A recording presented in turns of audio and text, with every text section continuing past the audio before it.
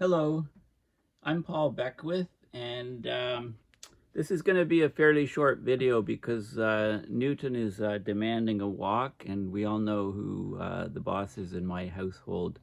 So today I'm going to talk about atmospheric rivers, how they're basically shaping the long-term changes in the Arctic moisture variability. So, we know that the jet streams have slowed down and become wavier and got stuck in place, and there's the reason why extreme weather events are increasing in frequency, severity, and duration and happening in places they never happened before. But with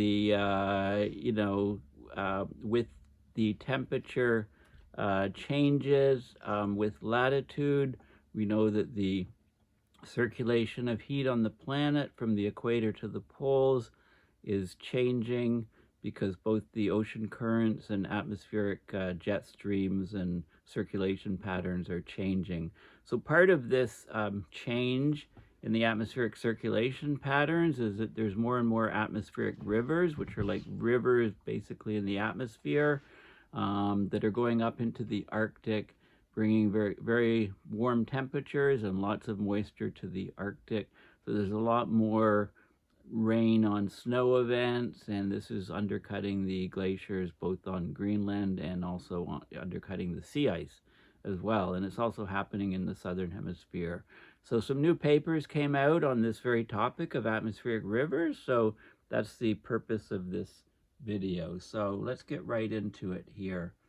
So this is an article in phys.org about how atmospheric rivers are shaping long-term changes in Arctic moisture variability. This paper just came out a week or so ago. So, of course, we've seen very rapid warming in the Arctic, right? I've talked often about Arctic amplification, or as I prefer to call it, Arctic temperature amplification. So the whole cryosphere up in the Arctic and the ecosystems, they're all changing, and a changing Arctic is obviously influencing global weather and climate because it changes the atmospheric circulation. It changes the nature of the jet streams. Now we have this relationship in physics called the Clausius-Clapeyron relationship, and it means that when there's higher temperatures, there's increased water vapor in the atmosphere. For every degree Celsius increase in temperature, there's about a 7% increase in moisture or water vapor in the atmosphere. And when this moisture and water vapor condenses to form clouds, it releases energy, fueling the storms. And the more water released, the more intense the storms are. Also, the water vapor is also a very powerful greenhouse gas. So it contributes to further Arctic warming through the related feedback mechanisms of greenhouse gases. So basically, these atmospheric rivers are narrow, transient corridors of intense water vapor transport, and they're actually responsible for about 90% of the poleward movement of moisture. They only make up about 10% of the activity in the atmosphere, but they bring tremendous amounts of water vapor up into the Arctic and also down to Antarctica. Now, these atmospheric rivers, they mostly occur in mid-latitudes, but they do transport warm, moist air from these mid-latitudes to the polar regions. During the summer, when the Arctic moistening is most significant, right, this is the boreal summer, the summer in the northern hemisphere, the atmospheric river, the things driving the changes in the atmospheric river and the contributions of the atmospheric rivers to long-term water vapor variability are not that well understood. So a new paper came out in Nature Communications, and it found a strong connection in space and time between atmospheric rivers and things like specific humidity, right? That's the amount of water vapor in the atmosphere, the circulation of the air movement, and also the temperature across different time scales. Okay, so there's long-term changes in Arctic summer moisture due to ARs. They say it cannot be entirely attributed to human-induced climate change, according to the models, but I'd have to question that statement because climate change has clearly changed the temperature distribution on the planet, which has clearly changed the atmospheric circulations and jet streams, and also the ocean currents, and all those things are feeding in to change the nature of the atmospheric rivers. Low frequency, large-scale atmospheric circulation in the Arctic significantly influences the atmospheric river activity, and of course we know these atmospheric circulation patterns changes are due to climate change. So in recent decades, we've had more and more water vapor transported up to the Arctic from lower latitudes, and that feeds back and is a highly nonlinear effect which feeds back into climate change and accelerates the climate change. There is some internal variability, and that's what they look at in this paper. They found that so basically the bottom line of this paper is they studied the moisture changes in the Arctic due to the atmospheric rivers. They found that since 1979, the atmospheric rivers have contributed to over 1/3 of the increase in Arctic summer water vapor trends. Okay, there's areas where the atmospheric river has markedly increased in frequency, severity, duration, etc. And those include Western Greenland, Northern Europe, and Eastern Siberia, where it's 50% of the increase. Not 1/3, it's more like 1/2. Okay, there's also stochastic or random atmospheric phenomena on synoptic timescales, and they say they play a crucial role in modulating Arctic water vapor variability and shaping long-term changes in the summer moisture in the Arctic. Okay, so that's the gist of it. So let's just have a quick look. I'm on Earth Nullschool. I'm looking at air, wind at the surface, and total precipitable water, and what you can see is these fingers of very high water vapor going up high into the Arctic. So here's some right here. This is the kilograms of water per square meter of area, all the way up through the atmosphere. And what you can see is the Arctic's generally dry, 4.9, 5 kilograms per square meter. There's these blue areas going high up into the Arctic. This is about 5 then. This is about 6 times higher or so. These blue areas transporting lots of water vapor up into the Arctic. Okay, so you can see, these fingers of regions. And of course, if we go down to these rivers or fingers, that's like 63, 50s, 60s. There's an 80 kilograms per square meter, and then equatorial regions are quite high. This will be very high. Okay, so Earth Nullschool, you can easily see where the water vapor is being transported by looking at total precipitable water. Let's have a look more at these atmospheric rivers. So what are atmospheric rivers? Just go into Google and ask that very question. And so you get all kinds of stuff. So let's have a look at some of it. Well, this is, apparently there's a sport called, I Googled atmospheric river surfing. Were there any cartoons showing, some people surfing in the sky on these atmospheric rivers just for fun? And it gave me all of these images of people surfing and so on. And then it talks about this, there's a specific article. The upside of atmospheric rivers in California, the kite surfing is crazy good. These atmospheric rivers, when they come ashore on the west coast, think of the Pineapple Express originating near Hawaii, coming to the west coast of North America. Then there's high winds on the surface and large waves, and the kite surfing is crazy good. So I had to find this article. This is a guy kite surfing, jumping waves. You get pulled up really high. It gets so intense. This Long Beach kiter went from being a local hero to a legend when he charged in an oncoming wave with nearly 50-mile-per-hour winds howling in his ears, launched himself from the wave 101 feet in the air. His jump shattered the previous Belmont record by 30 feet, was the highest kite surfing jump ever recorded in North America. I mean, they do this kite jumping, and they typically go up 30, 40, 50 feet. but, not 101 feet. So, and he has instrumentation to show, like altimeters. He's wearing electronics, which confirms the speed that he was going at and also the altitude that he reached. So there you go, the kite surfing. Kite surfing, atmospheric rivers. Interesting article. Well, getting more seriously, this is a NOAA site. What are atmospheric rivers? They're relatively long, narrow regions in the atmosphere. They're like rivers in the sky. So, the name says it all, atmospheric rivers. They transport most of the water vapor outside the tropics, outside the equatorial regions. They vary in size and strength. And, the average atmospheric river carries an amount of water vapor roughly equivalent to the average flow of water at the mouth of the Mississippi River. There's huge amounts. And a large, exceptionally strong atmospheric river can transport up to about 15 times the amount of water flowing through the Mississippi. And then when they make landfall, the atmospheric rivers release the water vapor in the form of rain and snow.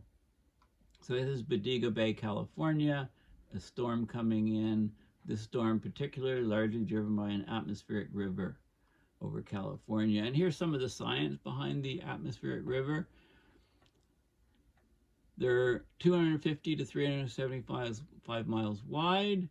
They're thousands of miles long. They transport huge amounts of water vapor. They move with the weather. They're guided by the jet streams.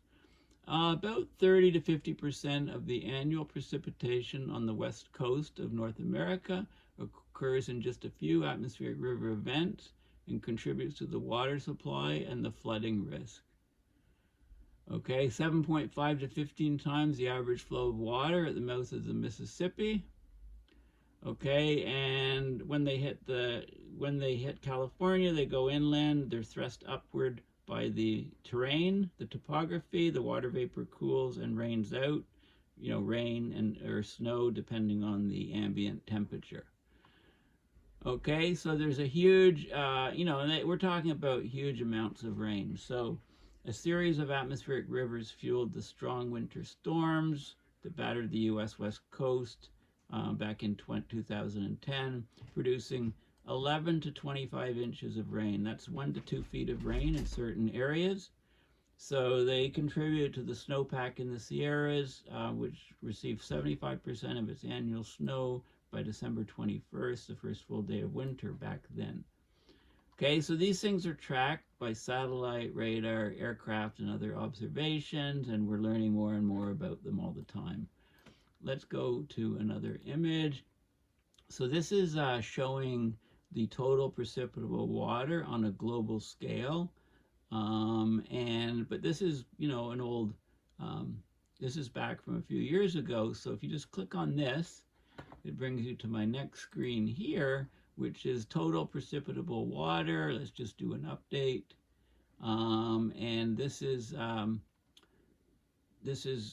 showing a time span of the latest 120 hours.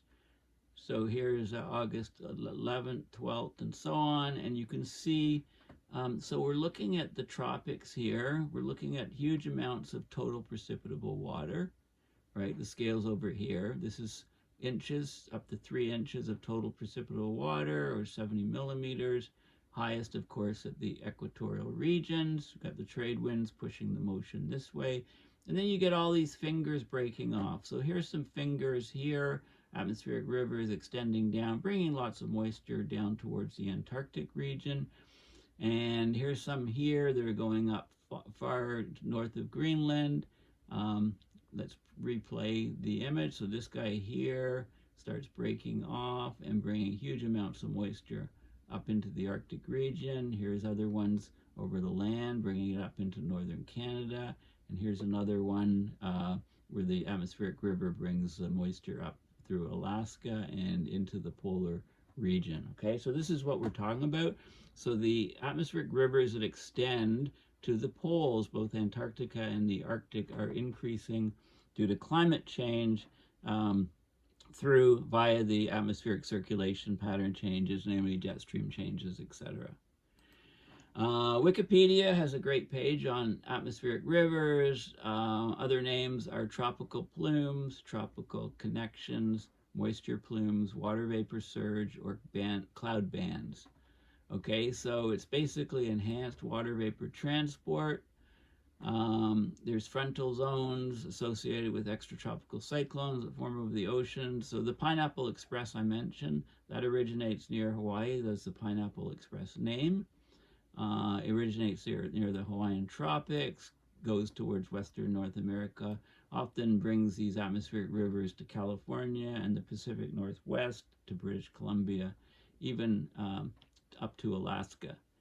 Okay, so, and the term originated by a group at MIT in the early 1990s, because, I mean, it's a perfect term because it reflects the narrowness of the moisture plumes involved. Atmospheric rivers are typically several thousand kilometers long and only a few hundred kilometers wide. A single one can carry a greater flux of water than the Earth's largest river, the Amazon River. There's typically 3 to 5 of these narrow plumes present within a hemisphere at any given time. They've been increasing in intensity slightly over the past century. Okay, so and there has been a number of different papers about it, and as they hit the topography of California, there's orographic precipitation as the water vapor is driven upwards in the air mass that it's in over the mountains. The air cools down, water vapor condenses, producing either rain or snow or a combination of both. Okay, now there's the Scripps Institute of Oceanography, the Center for Western Weather and Water Extremes. They released a 5-level scale back in February 2019 to categorize these atmospheric rivers. So it goes from weak to exceptional.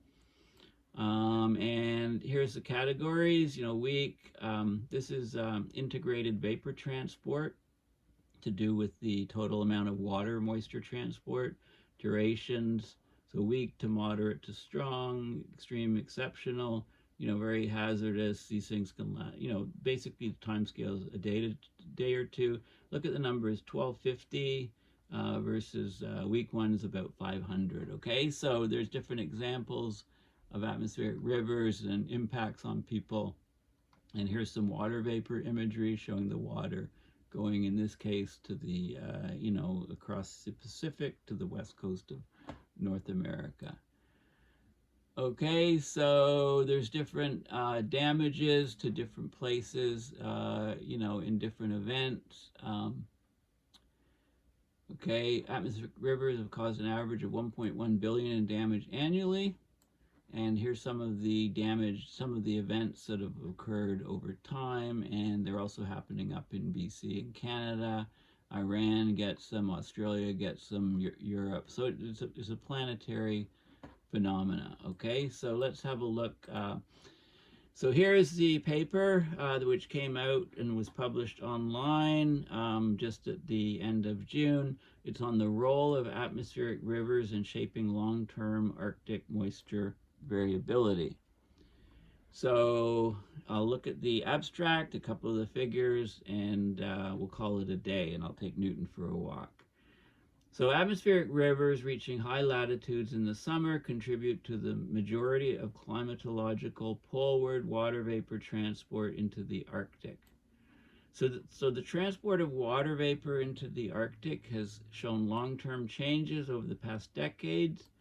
And it argues there's some stochastic or random nature. It said everything can't entirely be explained by anthropogenic forcing or climate change, but a lot of it can. So there's been low frequency, large-scale circulation changes in the Arctic, and these have played a decisive role in regulating atmospheric river activity and inducing a recent upsurge of atmospheric rivers into the Arctic.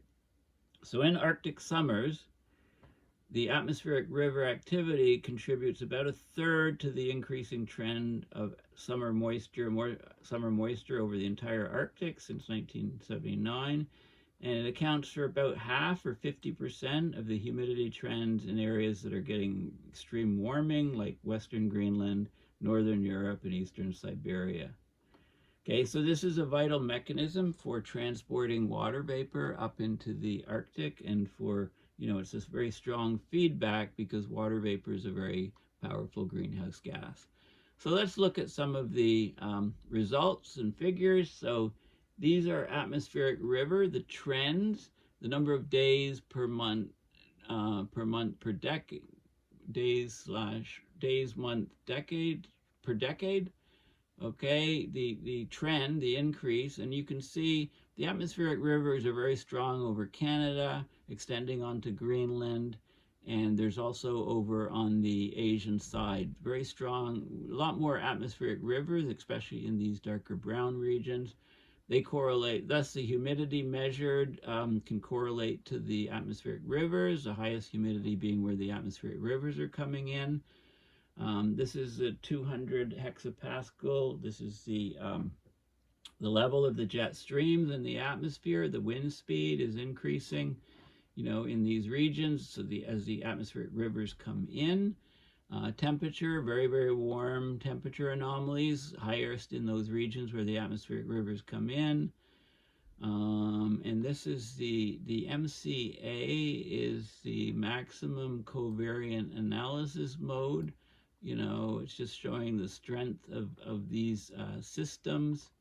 Again, they're aligned where the atmospheric rivers come in, and this is there's regressions and so on, and you can see the data. Basically, if you look at the Z200, the height of the 200 millibar level, when the atmosphere is warmer, this is higher up. When the atmosphere is colder, this is lower down.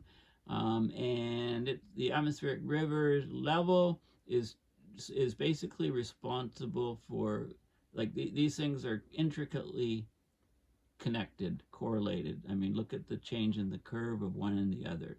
Okay, so the atmospheric rivers are coming in. This is like a chicken and egg. Which one's happening first? It's very hot, the jet stream levels are higher, and we get an atmospheric river poking its way in, or an atmospheric river is on the way, and then it pushes up the level. Okay, we can have both of those sort of things happening. This is Western Greenland, atmospheric, Western Greenland atmospheric rivers, very strong, bringing in high humidity. Suddenly, this is days, you get suddenly an atmospheric river event, and boom, the humidity goes way, way up. Relative humidity goes way, way up. Okay, and so you can see the atmospheric rivers effect and the humidity. So the big jumps in humidity in certain locations are definitely directly resulted to the atmospheric rivers coming in. This is humidity changes that are unrelated to ARs, and this is humidity related to ARs. So very high humidity in certain regions because of the atmospheric rivers. And there's lots of other data, but I think you get the point. Different types of things. So atmospheric rivers are mainly driven by the atmospheric, the instability of the mean state. They exhibit, there's highly variable behavior on short time scales. Over the past few decades, the summer season, so the boreal summer, the Arctic atmospheric river frequency is showing a well-organized increase in various regions, significantly influencing their local climates. So one of the reasons for the huge increase in glacier melting in Greenland is these atmospheric rivers are hitting Greenland more and more often. So there's very strong feedback in the nonlinear climate system. Okay, so there seems to be a steering flow effect generated by large-scale circulation trend patterns, the jet streams. Zonal wave number 2 structure in the jet stream. There's a lot of high and low pressure centers encircling the Arctic Ocean and Greenland. So they're using statistics, and they found that about a third of the overall increase in atmospheric moisture across the Arctic is due to these atmospheric rivers. And about 50% of the increase in humidity is over the frequently hit regions of the Arctic that get these atmospheric rivers, including Western Greenland, Northern Europe, and Siberia. Okay, so the increase in water vapor is a known contributor to enhanced cloud cover and increased downward long-wave radiation in the Arctic, so it further exacerbates surface warming in the Arctic, the reduction of sea ice and land ice. So this is known as the moisture feedback, and it can also induce changes in large-scale circulation in the Arctic and beyond. Okay, so this is key information. Okay, and let's go back just to this guy again, and you can see again this is data showing the last 120 hours or 5 days of data, and you can see basically we're talking about these fingers of high moisture of a lot of total precipitable water, right? And the basically showing how it's extending from the equatorial or tropical regions to Antarctica and to the Arctic. And this is happening more and more often as we're warming. We continue to warm the planet and continue to experience abrupt climate system change, and which is causing mayhem on the planet. So thanks for listening. Please consider going to my website, paulbeckwith.net, and donating to my PayPal to support my research and videos. And off I go to the dog park to make my golden doodle Newton very, very happy. He's been very patient with me. He hasn't not too many licks, and he hasn't jumped up and knocked my camera over yet today. So he's done that in the past a few times. So thanks for listening, and we'll chat soon. Bye for now.